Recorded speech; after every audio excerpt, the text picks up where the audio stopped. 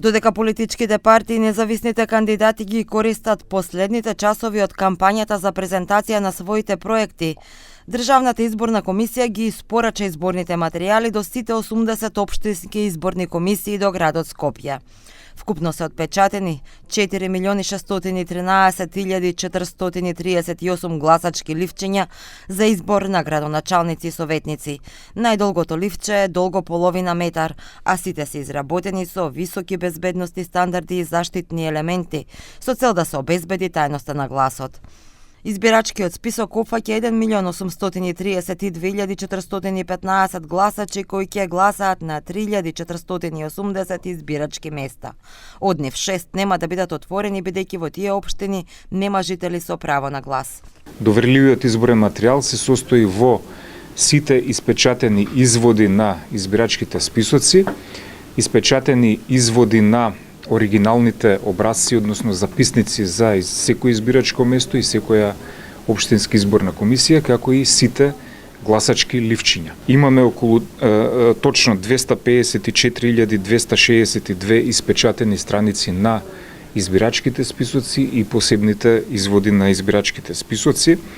8.692 образци, тоа се записници, оригинални записници за како доверлив изборен материјал за утврдување на изборните резултати и 8.330 примероци на Браево писмо.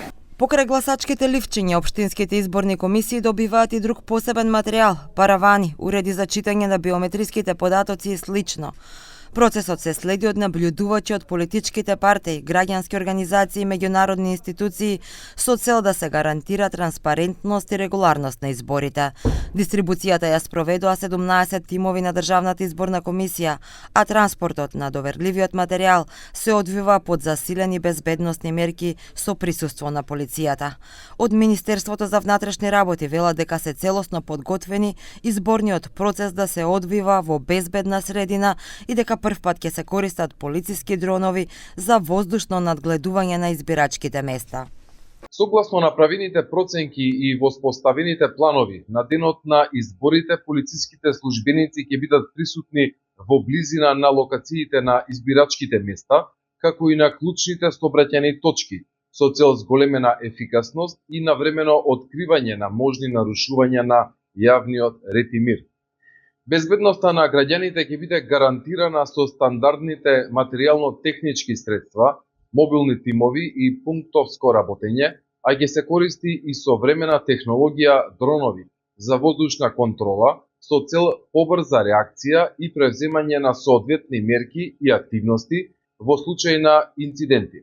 Министерството за внатрешни работи апелира до сите граѓани и политички партии да придонесат за мирна и демократска атмосфера, да ги почитуваат упатствата на полицијата и да се воздржат од какви било активности што би можеле да го нарушат изборниот процес.